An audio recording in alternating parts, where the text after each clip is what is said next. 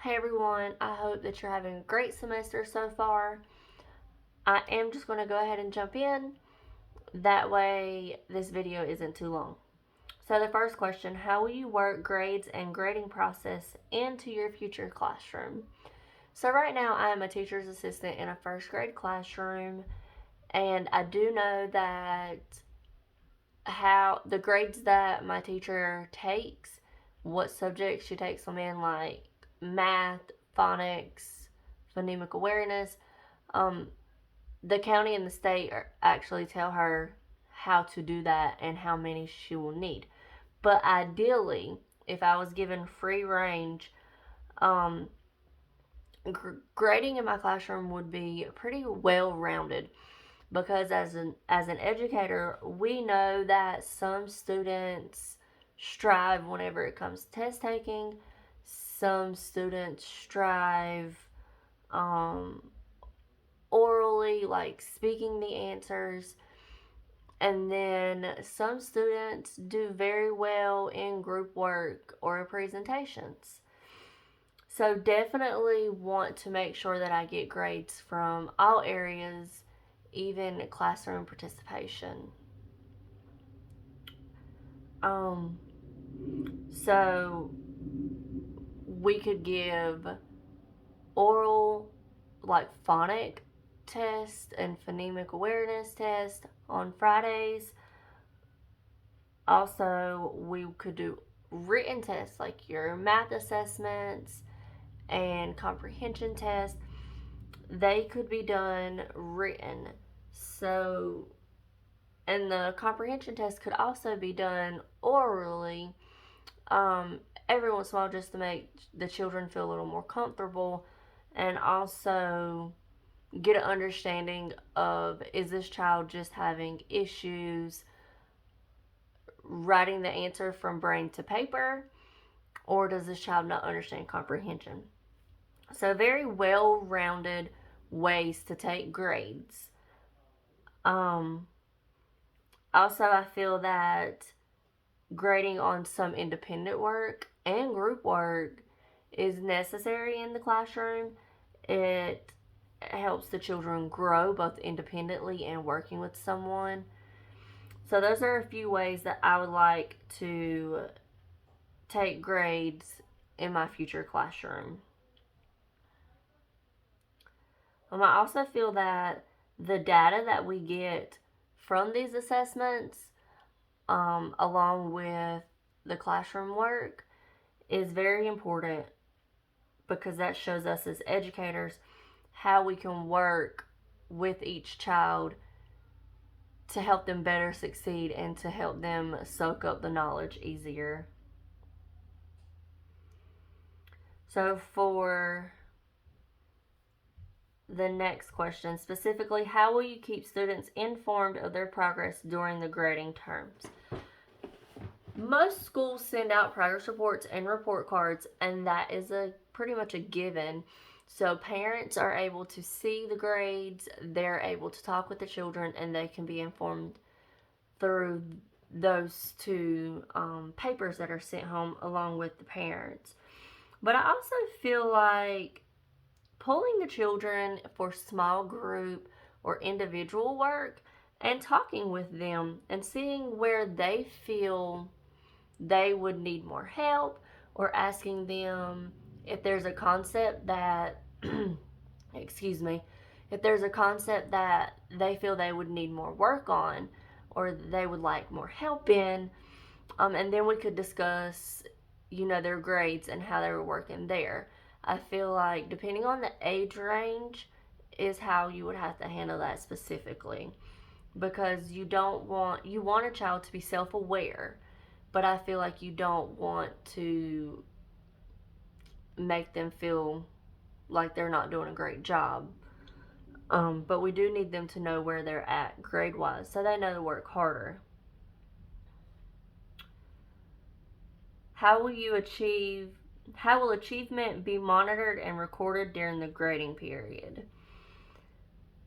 So the school that I'm working in now, they do progress monitoring, which is where they test periodically throughout the 9 weeks. each 9 weeks, all 4.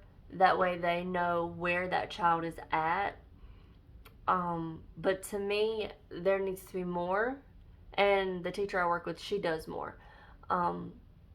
Test taking is hard for some children, so it might not accurately show exactly where each child is.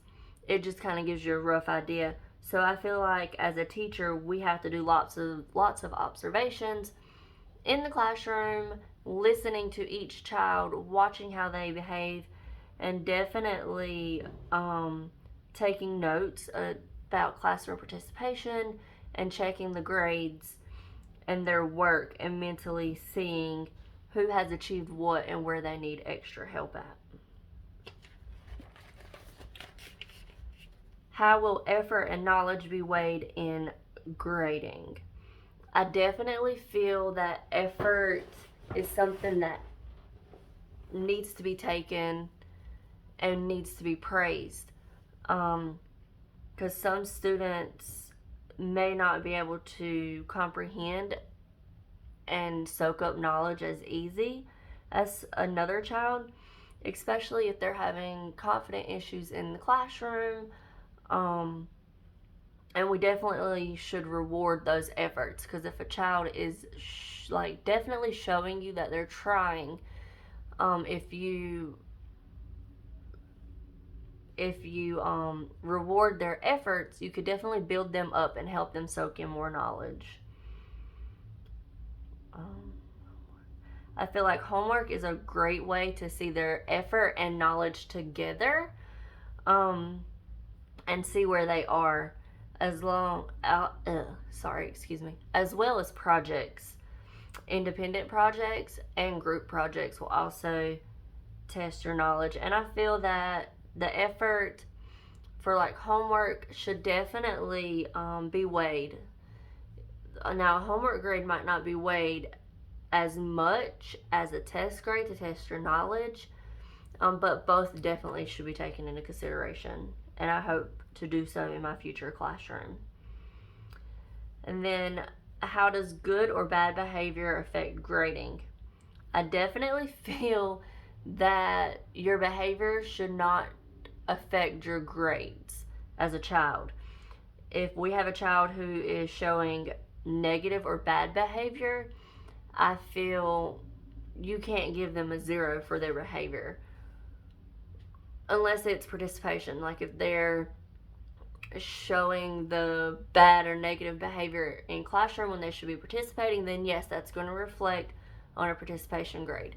But as far as saying, well, you just couldn't sit in your chair today, you didn't listen, I'm giving you a 0 on just adding in a 0 or giving you a 0 on your classwork, even though they did do some of their classwork.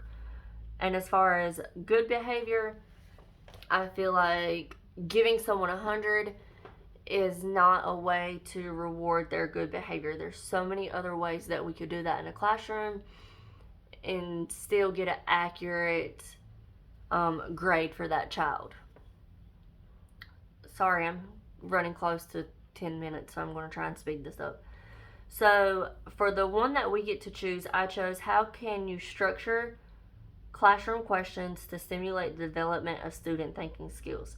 Now this is something that I can talk on forever because it's something I feel highly about, and that's using divergent strategies, as I like to call open-ended questions. These are questions that do not have an exact answer. These are questions that can have more than one answer. Now we know like in math 2 + 2 is 4, yes, but we could ask questions during center time or with reading a story and comprehension of why do you think that, what do you think would happen next, those kinds of questions. And we could also display those questions periodically through the classroom, where we can just glance up on the classroom wall and read those questions when we need a quick question to have to the kids and we want it to be a good question to make them think. I feel like it's very important to let children understand that their creative thinking and their thinking skills are very understood and they're important, and that it's okay to have more than one answer to a question, unless, like I said, it's 2 plus 2 equals 4. Of course, there's one answer.